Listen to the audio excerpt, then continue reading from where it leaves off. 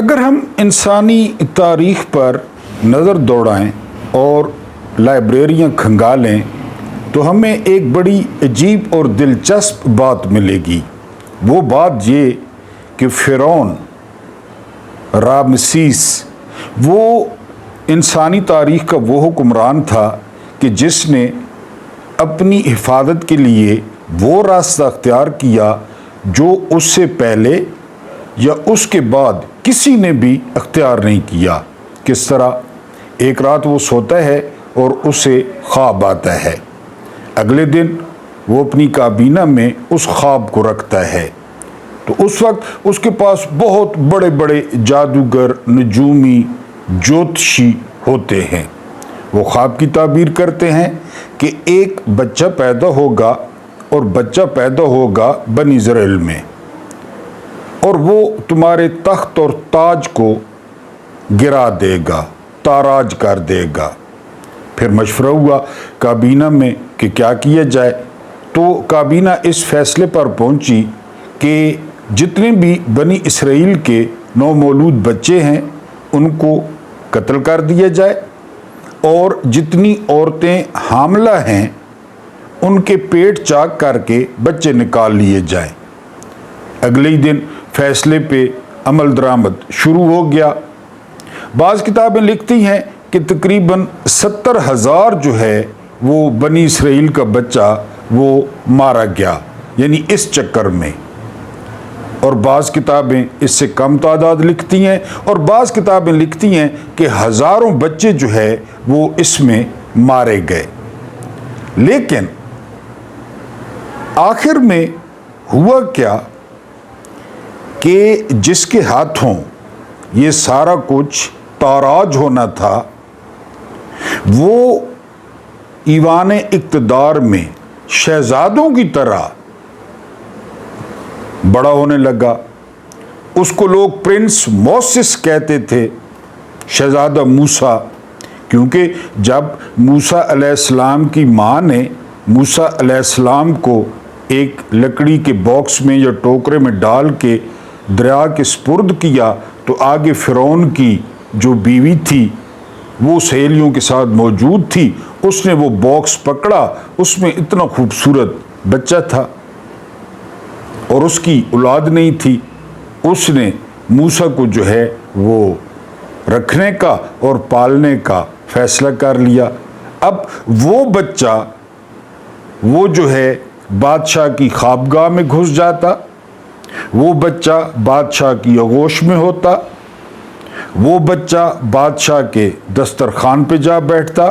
اور یہ بھی کتابیں لکھتی ہیں کہ فرعون کو بھی اس بچے سے انس ہو گیا، پیار ہو گیا۔ پھر اگلی کہانی آپ کو پتہ ہے کہ موسیٰ علیہ السلام، ہارون علیہ السلام، فرعون، دریائے نیل اور غرق۔ یہ اوپر والے کا کمال ہے۔ وہ میرے ایک ویور اعتراض بھی کرتے ہیں کہ اوپر والا نہ کہا کرے، معذرت، بہرحال اللہ پاک کی یہ کرنی ہوتی ہے۔ اس کے بعد کیا ہوتا ہے؟ اس کے بعد یہ کہ دوسری جنگ عظیم کے بعد امریکہ نے اپنے صدر کی حفاظت کے لیے 18,000 چست اور چالاک اور ذہین جوان جو ہے وہ برتی کیے، اور وہ امریکی صدر اور موت کے درمیان حائل ہوتے ہیں۔ ان کا جو انچارج ہوتا ہے وہ اتنا طاقتور ہوتا ہے، اتنا طاقتور ہوتا ہے، وہ عین ٹائم پہ فیصلہ کرتا ہے کہ صدر نے کس گاڑی میں بیٹھنا ہے۔ وہ کسی بھی ایئرپورٹ پر کسی بھی وقت صدر کے جو ہے وہ طیارے کو وہ لینڈ کرا سکتا ہے، اور وہ صدر کو بھی نہیں بتاتا۔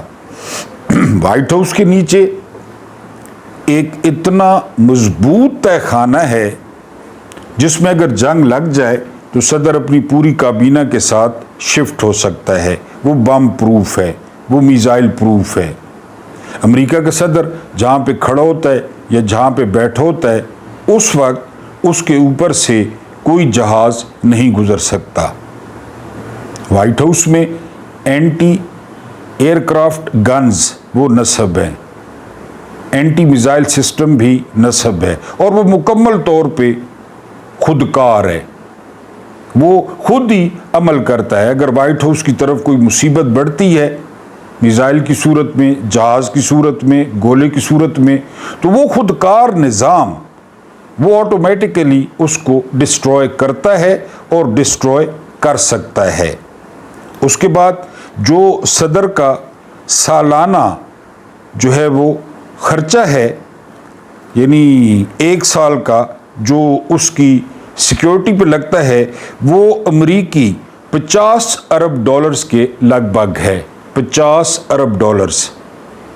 پاکستان کے جو ٹوٹل ریزروز ہیں نا، وہ تقریباً جو ہمارے اپنے ہیں وہ کوئی 8-9 ارب ڈالرز ہیں، یہ اس سے بھی کم ہیں، باقی ادھار کے ہیں۔ یہ 50 ارب ڈالرز صدر کی سیکیورٹی پہ لگاتے ہیں۔ لیکن پھر کیا ہوتا ہے؟ 22 نومبر 1963 ڈلاس کی ایک سڑک، ایک عام بندہ، ایک عام گولی اور انتہائی اہم صدر JFK، جان آف کینڈی یا کینیڈی بھی کہتے تھے پیار سے، اس کو بندہ مار دیتا ہے اور JFK مر جاتا ہے۔ یہ سارا کچھ ہونے کے باوجود، اور اگر کوئی امریکہ میں مقبول تھا تو JFK بھی تھا، ان میں سے بہت مقبول صدر تھا ہر لحاظ سے۔ اس کے بعد آگے چلیں، 1984 میں 24 تنظیموں نے مختلف، یعنی علیحدگی پسند تنظیموں نے 24 خودکش سکواڈ بنا رکھے تھے اندرا گاندھی کے لیے، اور اندرا گاندھی کی جان کو بڑا خطرہ تھا۔ دہلی سے جو کچھ ممکن تھا دہلی نے وہ کیا اور اندرا گاندھی کو بچائے رکھا۔ پھر کیا ہوتا ہے کہ 1984 تاریخ تھی 31 اکتوبر، ان کا اپنا گارڈ تھا بے انت سنگھ یا بے انت سنگھ، اس نے پورے کے پورے برسٹ وہ اندرا گاندھی کے اندر اتار دیے، تو اندرا گاندھی مر گئی۔ آگے چلیں، 1987 میں جنرل ضیاء کو خبردار کر دیا گیا تھا کہ خطرہ ان کی طرف بڑھ رہا ہے۔ اس وقت کہتے تھے کہ ضیاء صاحب عجیب باتیں کرتے تھے، ضیاء صاحب بہت زیادہ محتاط ہو گئے تھے، ضیاء صاحب بہت زیادہ ڈرتے تھے۔ وہ بہاولپور جا رہے تھے، تاریخ تھی 17 اگست اور سن تھا 1987۔ وہ ایک جو ہے وہ ٹینک کی کارکردگی دیکھنے جو ہے وہ جا رہے تھے، ٹینک کی کارکردگی۔ پاکستان ایئر فورس کا محفوظ ترین طیارہ C-130۔ اب ضیاء صاحب نے کیا کیا؟ کیونکہ امریکہ قوت تو تھا، ضیاء صاحب نے یہ کیا کہ انہوں نے اپنے ساتھ امریکی سفیر آرنلڈ رافل کو ساتھ بٹھا لیا، اور یہاں پہ بس نہیں کیا، پاکستان میں فوجی مشن کے سربراہ آئے ہوئے تھے بریگیڈیئر جنرل ہربرٹ واسم مائک، ان کو بھی ساتھ بٹھا لیا۔ یہاں پہ بس نہیں کیا، chairman joint chiefs of staff committee general Akhtar عبد الرحمان خان کو بھی ساتھ بٹھا لیا۔ یہاں پہ بس نہیں کیا، اس وقت کے DG ISPR بریگیڈیئر صدیق سالک کو ساتھ بٹھا لیا، اپنے سیکیورٹی انچارج بریگیڈیئر ماجد کو ساتھ بٹھا لیا، یہ سارا کچھ کر لیا۔ اس کے بعد بستی لال کمال، سپہر کا وقت تھا، بہاولپور سے اٹھا C-130 اور بستی لال کمال ساتھ ہی بالکل وہاں پہ کریش کر گیا، کوئی بندہ بھی نہ بچا۔ ایک دلچسپ بات آپ کو یہاں پہ بتاتا چلوں، مشہود فروخ یہ پائلٹ تھے، ضیاء صاحب کے، یہ وہ مشہود فروخت تھے جنہوں نے پھانسی کے بعد بھٹو کی میت کو لاڑکانہ ٹرانسفر کیا تھا، لاڑکانہ شفٹ کیا تھا۔ کوئی انسیڈنس ہے نا، قدرت کیا کرتی ہے، یہ وہ مشہود فروخت تھا، لیکن اس حملے میں مشہود فروخت خود بھی گیا۔ موت دلچسپ حقیقت ہے، پیغام کیا ہے؟ موت دلچسپ حقیقت ہے، آسمان سے آ جاتی ہے، زمین سے اگ پڑتی ہے، شمال سے، جنوب سے، مشرق سے، مغرب سے، میرے سمیت کسی کو بھی نہیں پتہ۔ یہ میں آج کے حکمرانوں کو بتا رہا ہوں، اس کو ٹانگ دو، اس کو 10 سال، اس کو 15 سال، اس کو 2 سال قید میں رکھو، اس کو نماز کے لیے گندا پانی دو۔ سوشل میڈیا پہ چل رہا تھا کہ خان صاحب سے درخواست ہے تیمم کر لیا کریں، گندا پانی منہ میں اور ناک میں نہ ڈالا کریں، یہ سوشل میڈیا پہ چل رہا تھا۔ قیدی کے تو بہت زیادہ حقوق اسلام نے بھی بتائے ہیں، اسلام میں بے گناہ قیدی کو چھڑانے کا اتنا زیادہ ثواب ہے، اور آپ جانتے ہیں عمران خان نے کیا جرم کیا ہے۔ تو موت دلچسپ حقیقت ہے، اور اس کے بارے میں جو باب العلم ہیں وہ ہیں مولا علی علیہ السلام۔ انہوں نے کیا فرمایا؟ انہوں نے فرمایا کہ یہ جو موت ہے، یہ جو زندگی ہے، زندگی کی جو سب سے بڑی محافظ ہے وہ موت ہے، سب سے بڑی محافظ۔ یعنی جب اس نے آنا ہے تو آنا ہے، نہیں آنا تو نہیں آنا۔ بے نظیر بھٹو بڑے مزے سے بیٹھی تھی امین فہیم اور ناہید خان کے درمیان، ان کی گاڑی بم پروف تھی، اندر بیٹھی رہتی، دھماکہ بھی ہوا، گولیاں بھی لگ جاتی، خیر ہے۔ ان کو کہا جی باہر کارکن آئے ہوئے ہیں، ذرا ان کو ہاتھ ہلا دیں، ہیلو ہائے کر دیں، بس سن روف کا کھلنا تھا، کیونکہ سارا نظام فٹ تھا، اڑا دیا۔ کیونکہ زندگی کی جو محافظ ہے نا وہ موت ہے، یہ نظام کو پیغام دینا تھا، طاقتوروں کو پیغام دینا تھا۔ اگر موت نہ ہوتی، فرض کریں اگر موت نہ ہوتی تو دنیا میں کسی بادشاہ کا مقبرہ ہوتا، دنیا میں کسی ملکہ کا مقبرہ ہوتا، تاج محل ہوتا، کسی شہزادے کا مقبرہ ہوتا، کسی شہزادی کا مقبرہ ہوتا، ہمیں کوئی رہنے دیتا یہاں پہ؟ یہاں تو بادشاہ ہوتے۔ یعنی ابھی موت ہے، اس کے باوجود یہ نظام ہے، اور اگر موت نہ ہوتی تو میرے اور آپ جیسے بندے کہاں ہوتے؟ یہاں پہ پوری دنیا پہ شہزادے ہوتے، پوری دنیا پہ شہزادیاں ہوتی، پوری دنیا پہ محمد شاہ رنگیلے ہوتے، ابھی بھی ہیں، پوری دنیا پہ یحییٰ خان ہوتے، عورتیں ہوتی۔ تو بہرحال یہ ایک دلچسپ حقیقت ہے۔ بسم اللہ الرحمن الرحیم۔ میرا نام محمود نیازی ہے، آپ جانتے ہیں۔ السلام علیکم ورحمۃ اللہ وبرکاتہ۔ آج 25 جولائی کا دوسرا انٹریکشن آپ سے آمنا سامنا۔ آپ کو پتہ ہے کہ میں ایک ہی دن میں 2 ویلاگ کر دیتا ہوں، خبریں تھوڑی پرانی بھی ہو سکتی ہیں، صبح میری مجبوری ہوتی ہے کیونکہ میری ٹیم نہیں ہے ویلاگ کرنے والی، تو میں خود ہی سارا کچھ کرتا ہوں، تو لہٰذا ایک دن میں 2 ویلاگ کر دیتا ہوں، لیکن آپ اگلے دن دیکھتے ہیں صبح۔ اگر آپ لوگ نئے ہیں تو ہماری یوٹیوب فیملی میں لازمی شامل ہوں۔ میری یوٹیوب فیملی میں انتہائی وزادار اور انتہائی باعزت اور انتہائی مروت والے لوگ ہیں، بڑے پیارے لوگ ہیں۔ اگر آپ سبسکرائبرز ہیں تو ڈنڈا چاؤ تے ڈنڈے نال جڑا ہے نا جی بیل آئیکن تے ڈنڈا مارو، موبائل بعد جی ریپیئر کرا کھنائے، اور لائک والے بٹن تے کھیڑ مارو یا چپل مارو تاکہ لائک ہو جائیں۔ ڈی ایچ اے کا بڑا تبصرہ جو ہے نا وہ ہوتا رہا ٹی وی پہ، اور یہ تبصرہ کیوں ہوتا رہا ڈی ایچ اے کا؟ ڈی ایچ اے کا تبصرہ ہوتا رہا کہ کرنل قادری، بڑا افسوس ہے ہمیں، ان کی ڈیڈ باڈی مل گئی ہے سوان نالے سے، وہ اپنی بیٹی کے ساتھ جا رہے تھے ہونڈا سیوک ریبورن پہ اور وہ ڈوب گئی۔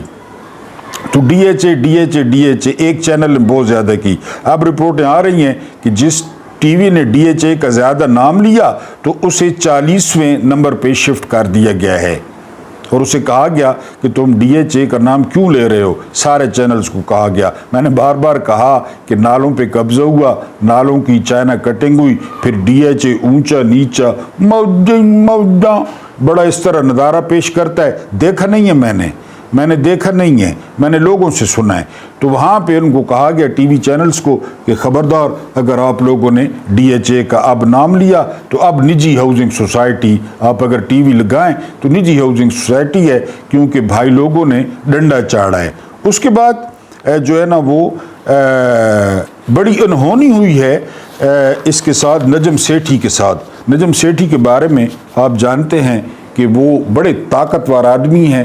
ان کی جو گھر والی ہے وہ MPA بھی رہ چکی ہے یا ابھی ہے نون لیگ کی، اور اس کے علاوہ ان کے بارے میں کہا جاتا ہے کہ وہ مکھیہ منتری کی جو ہے وہ استانی ہے، یعنی وہ ان کو سیاست سکھاتی ہیں۔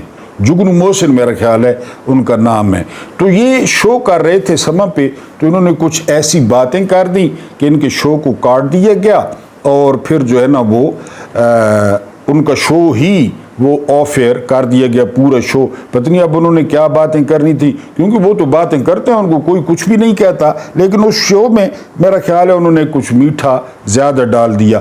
آج ہم جو مل کے ریکویسٹ کریں گے نا، وہ ریکویسٹ کریں گے ہم آنریبل جو ہیں، ہمارے سر کے تاج ہیں، ذل سبحانی ہیں، شہنشاہ ہیں اور اصل حکمران ہیں پاکستان کے، field marshal general Asim Munir صاحب ہلال امتیاز ملٹری۔ ہم نے درخواست یہ کرنی ہے کہ سر پلیز جو ہے وہ یہ جو سارا آپ نے کھڑا کیا ہے تام جھام، اس کے بجائے آپ ایک ہی دفعہ مارشل لاء لگا دیں۔ اور یہ ہمیں پتہ ہے کہ جو بھی جنرل وہ مارشل لاء لگاتا ہے تو وہ قومی مفاد میں لگاتا ہے، یعنی آپ لوگوں کو قومی مفاد اتنا زیادہ عزیز ہوتا ہے کہ قومی مفاد کے بغیر تو آپ کھانا نہیں کھاتے، آپ پانی نہیں پیتے، یہ تو ہم جانتے ہیں۔ اب دیکھیں نا کہ جنرل ایوب خان نے قومی مفاد تھا تو مارشل لاء لگا دیا، اسکندر مرزا نے پھر قومی مفاد میں اسکندر مرزا کو گھسنے پڑے اور ایوب خان خود آ گئے، کیونکہ 1947 میں نا ہمارے ساتھ مخول ہوا تھا۔ مخول سمجھتے ہیں نا، مذاق ہوا تھا، وہ کوئی آزادی شدادی نہیں تھی۔ اور قائد اعظم نے، یعنی کہتے ہیں کہ قائد اعظم نے جب ریزسٹ کرنے کی کوشش کی، قائد اعظم نے تھوڑے ہاتھ پاؤں مارے، بیمار تو بہت ہو گئے تھے، تو ان کو کہا کہ آپ زیارت چلے جائیں، اتھے موجاں کرو، تے لٹرن بٹرن تے گلی والی پروگرام تھے، ان کو زیارت بھیج دیا گیا، جہاں پہ ابھی بھی ڈسپینسری نہیں ہے، ابھی بھی روڈ نہیں ہے، ابھی بھی ہسپتال نہیں ہے، وہاں بھیج دیا گیا۔ معاشرت علوم میں لکھا ہوا ہے کہ جی فضا بڑی اچھی تھی، تو مری کی فضا خراب تھی، نتھیہ گلی کی خراب تھی، یعنی یہ علاقے زبردست تھے، یا کراچی کی اپنی فضا اس وقت خراب تھی۔ بہرحال وہ مخول تھا 1947 میں، آزادی ہمیں ملی نہیں ہے۔ یعنی حسن نثار صاحب کہتے ہیں نا کہ 1947 میں جو ہم سے سب سے پہلے چیز چھینی گئی وہ آزادی تھی، وہ جو ہم سے چھینی گئی۔ بہرحال قومی مفاد میں ایوب خان، پھر قومی مفاد میں یحییٰ خان آ گئے، انہوں نے قومی مفاد میں ملک بھی توڑ دیا، کیونکہ اتنا بڑا تھا کہ ادھر کون جائے۔ پھر بنگالی کالے تھے، چھوٹے قد تھے، ان کے سینے چوڑے نہیں تھے، تو وہ ہم نے کاٹ کے پھینکا۔ پھر اس کے بعد قومی مفاد میں ضیاء صاحب آ گئے، انہوں نے کہا یہاں پہ اسلام کے تجربے کرنے ہیں، لیبارٹری بنانی ہے، ہائیڈروجن اور آکسیجن کو آپس میں ملانا ہے، اس میں سے اسلام نکلے گا۔ اسلام نکل آیا، وہ 10-11 سال چلتا رہا۔ اس کے بعد مشرف صاحب انہوں نے کہا کہ نہیں، قومی مفاد نہیں، قومی مفاد میرا جسم اور میری مرضی ہے، اور گانا شانا تے ہلکا پھلکا انہاں کام شروع کر رہتا۔ پھر وہ گئے تو اس بعد بعد میں آکھا نہیں، یہ قومی مفاد نہیں، قومی مفاد یہ ہے کہ جڑا ہے نا جیو عمران خان کو گھر بھیجیں گے اور چور لبھیں گے 7 براعظم چو، اور 7 براعظم چو DDA ڈاکو ڈفرز الائنس بنایا گیا اور وہ آ گئے۔ تو اب بھی جو ہے نا، تو آپ سر یہ کیوں یہ سارا کچھ ہے، یہ مارشل لاء سمپل، نہ وزیر، نہ صدر، نہ وزیر اعظم، نہ پارلیمنٹ، نہ عدلیہ، نہ کچھ، سادہ سسٹم ہو، آپ کے منہ سے نکلا ہوا کوئی بھی مبارک لفظ یا کوئی بھی مبارک فکرہ وہ قانون ہو، ادھر آپ کے منہ سے نکلے، ادھر قانون بن جائے، کتنا مزہ ہے، یقین کریں۔ پھر مارشل لاء لگائیں، یہ سارا نسو نہ کو، یہ گنڈے پورا ہونا تے پانی پورا تے گنڈا پورا تے یہ مکھیہ منتری تے نہ کو نسو، تے جڑا نا جی وہ مارشل لا لو، چینی تکنے پے ہو، PIA تکنے پے ہو، 40% لوگ غربت نیچے. اور پھر تو آپ کو پتہ ہے کہ ہر آرمی چیف نہیں اپنی ڈاکٹرائن ہونی ہے. باجوہ ڈاکٹرائن، راحیل شریف ڈاکٹرائن، اس تو علاوہ پرویز مشرف ڈاکٹرائن، ضیاء ڈاکٹرائن. تو آدھی ظاہر ہے کوئی ڈاکٹرائن ہو سی وہ ڈاکٹرائن لاؤ. تو اس تو بات کیونکہ جب آپ جاتے ہیں نا تو ادارہ کہتا ہے وہ بھائی وہ کر گیا ہے، وہ کر گیا ہے، وہ نواں کام ہے. بہرحال یہ لو. عمران خان کو جو ہے وہ اگر نکالنا ہے نا تو سوشل میڈیا پہ مہربانی کریں، سوشل میڈیا سے نکل کے آپ کو باہر نکلنا ہوگا. نہ آپ کو بیرسٹر گوہر کا ویٹ کرنا ہوگا، نہ عمر ایوب کا، نہ گنڈا پور کا، نہ پانی پور کا، کسی کا بھی نہیں. آپ گھر سے باہر نکلیں، سمپل. اور اس وقت تک سڑکوں پہ رہیں جب تک خان صاحب رہا نہیں ہوتے، ورنہ ویسے آپ خان صاحب کو بھول جائیں. اب توشہ خانہ کی جو سماعت ہے وہ روزانہ کی بنیاد پہ ہوگی اور خان صاحب کو نہیں جو ہے نا وہ سزا ہوگی. آپ ورلڈ کپ 1992 کا ٹاس نکالیں نا، ٹاس، وہاں پہ آئن چیپل ہیں اور گریم گوچ ہیں، انگلینڈ کے کیپٹن عمران خان ہیں. تو اب وہاں عمران خان کو میری فرمائش پہ دیکھیں جب وہ اس طرح کر رہے ہیں. یہ ہوتی ہے باڈی لینگویج. اور عمران خان نے جو شرٹ پہنی ہوئی ہے یہاں پہ شیر ہے اس کے، کارنر ٹائیگر. یہ خسی یا سرکس والا نون لیگ والا شیر نہیں. آئن چیپل نے پوچھا بھی تھا کہ آج تک شیر والی استاد جی پائیے، لالے شیر والی شرٹ پائیے. تو انہوں نے کہا تھا کہ لڑکوں کو تھوڑا بوسٹر لگانے کے لیے، ٹیسٹووران لگانے کے لیے شیر والی شرٹ پہنی ہے. عمران خان جیسی باڈی لینگویج کسی کی نہیں ہے. اور آج فیلڈ مارشل صاحب نے چین کے وزیر خارجہ سے ملاقات کی ہے تو نواز شریف نے چونکہ منتخب کیا ہے ان کو بقول جاوید لطیف کہ یہ چونکہ نواز شریف کی چوائس ہیں تو پرچیاں پڑھ رہے تھے. یعنی یلو فنار، بے بکری، پے پکھا، تے تختی، ٹے ٹوپی، سے سمر، جیم جہاز، چے چاکو، اے الوائی، خیخر گوش، لام لوٹا، میم مور، پرچیاں وزیر خارجہ کے سامنے. تو نواز شریف آ کر لوگ بھائی مجھ پہ پرچیوں پہ بات کرتا تھا تو آج فیلڈ مارشل صاحب بھی پرچیاں پڑھنے پایا. یعنی یہ باڈی لینگویج، پرچیاں، وہ جو ٹانگ پہ ٹانگ رکھ کے بیٹھا تھا ٹرمپ کے سامنے اور جو اس کی باڈی لینگویج ہوتی تھی، تاریخ کبھی نہیں بھولے گی. پاکستان کی تاریخ دو بندوں کو نہیں بھولے گی، دو بندوں کو. میں سیاسی بات کر رہا ہوں، کوئی مذہبی یا وہ ٹچ نہیں دے رہا. ایک پاکستان قائد اعظم کو پاکستانی نہیں بھولیں گے، پاکستانی قائد اعظم کو، اور ایک پاکستانی عمران خان کو نہیں بھولیں گے. 78 سال کے گٹر میں ایک اتنی بانجے دی جو ہے نا وہ تیزاب کی بوتل لی، سلفیورک ایسڈ، یعنی وہ مجھے فارمولہ نہیں آتا سلفیورک ایسڈ کا، گندک کا تیزاب بڑا سخت ہوتا ہے. اس نے پوری گڑ گڑ گڑ گڑ گڑ گڑ گڑ اس گٹر میں بوتل ڈال دی تیزاب کی. اور اب وہ گٹر اوپر تو ڈھکن اوپر بیٹھے ہیں، اوپر PDM بیٹھی ہے، بھائی لوگ بیٹھے ہیں اس ڈھکن کے اوپر، لیکن اس ڈھکن کے نیچے گڑ گڑ گڑ گڑ گڑ گڑ گڑ گڑ گڑ. ایک دن اس ڈھکن نے اڑنا ہے، وہ دن آپ کی آزادی کا دن ہوگا. لوگ بھلانا بھی چاہیں تو خان کو نہیں بھلا سکیں گے. خان نے زبان دی، خان نے قلم دیا، خان نے شعور دیا، خان نے بولنا سکھایا، خان نے لکھنا سکھایا، خان نے حقوق کا تحفظ سکھایا. خان نے بتایا یہ ملک تم لوگوں کا ہے. خان نے بتایا کہ باقی ادارے تنخواہ لیتے ہیں، جو ATM سے تنخواہ نکلواتا ہے وہ مالک نہیں ہے، مالک لوگ ہیں، مالک 25 کروڑ ہیں. یہ دیتے ہیں، یہ تنخواہیں دیتے ہیں، یہ ٹیکس اکٹھا کرتے ہیں، یہ چندہ اکٹھا کرتے ہیں اور بڑے بڑے ترم خانوں کو تنخواہیں دیتے ہیں. انہوں نے تنخواہ پہ رکھا ہوا ہے، انہوں نے تنخواہ پہ DCوں کو رکھا ہوا ہے، ACوں کو رکھا ہوا ہے، کمشنروں کو رکھا ہوا ہے، IGوں کو رکھا ہوا ہے. اپنی تنخواہ پہ تنخواہ دیتے ہیں. یہ خان نے بتایا. یہ خان نے کہا تھا کہ فون پہ کوئی دھمکائے تو آگے سے ماں بہن کی گالیاں دو اس کو. یہ علیحدہ بات ہے کہ ساری باتیں ہم پوری نہیں کر سکے اور اس کی وجہ آپ کو بتائی ہے کہ یا تو عاشقی مشوقی چھوڑیں. آپ نے لگائی ہوئی ہے خان صاحب کے ساتھ عاشقی مشوقی، آئی لو یو وچ اے تیر آئی لو یو، فیس بک تے، انسٹاگرام تے آئی لو یو، یوٹیوب تے آئی لو یو، کبھی خان کی پشاوری کھیڑی، کبھی خان کا سوٹ، کبھی خان کی ویسٹ کوٹ، کبھی خان کی تصویر، باہر نکلیں، جام کر دیں ہر چیز۔ اور خاص کر نوجوان جو پس رہا ہے، کیوں 40% آپ غربت سے نیچے جا رہے ہیں، اور کیوں اپنی بہنوں کی بالوں میں سفید تاریں دیکھ رہے ہیں؟ باہر نکلیں۔ ہسٹری تو خان کو، عمران نے جو کرنا تھا کر دیا، جو عمران نے کرنا تھا نا وہ کر دیا ہے، اب آپ نے کرنا ہے۔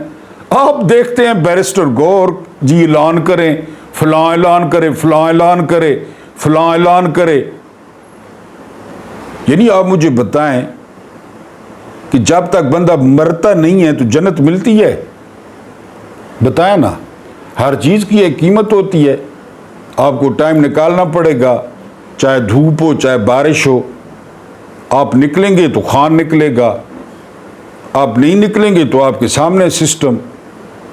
یہ ریاست ہے ہی نہیں بقول شبر زیدی، یہ چنگیز خانی ہے، یہ ہلاکو خانی ہے،